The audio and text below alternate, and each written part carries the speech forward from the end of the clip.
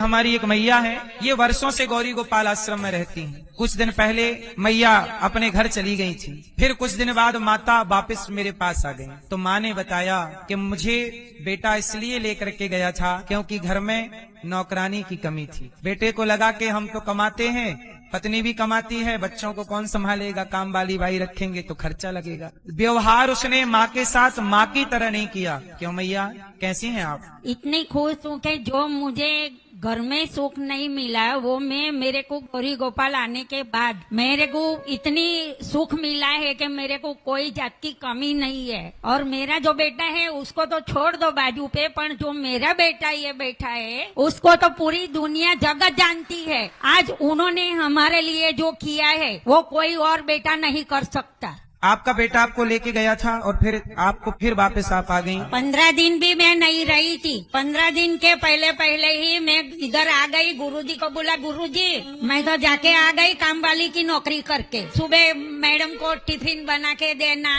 वो।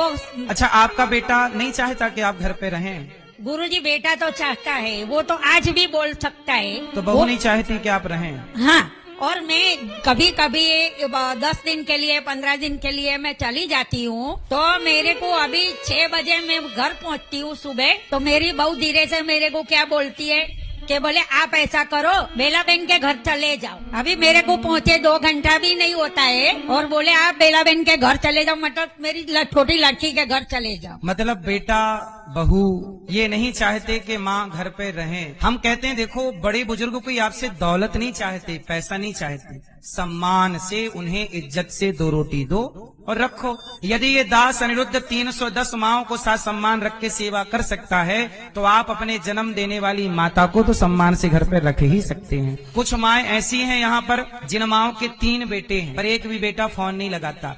एक माँ थी मेरे पास, वो माँ भगवान के घर चली गई। एक दिन माँ ने मेरे से कहा कि बेटा मेरे बेटे को एक बार फोन लगाओ, मैं आवाज सुनना चाहती हूँ। तो मैंने बेटे को फोन लगाया, स्पीकर पे किया।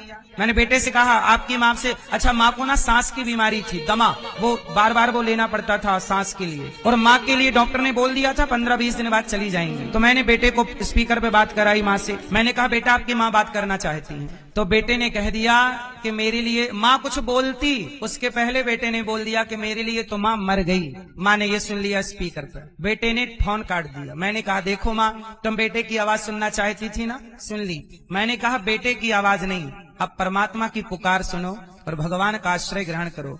वो ऐसी माएं जो अपने बेटों से बात करना चाहती हैं पर बेटे बात नहीं करना चाहते, ऐसी जरूरतमंद माएं गौरी गोपाल में रहती हैं।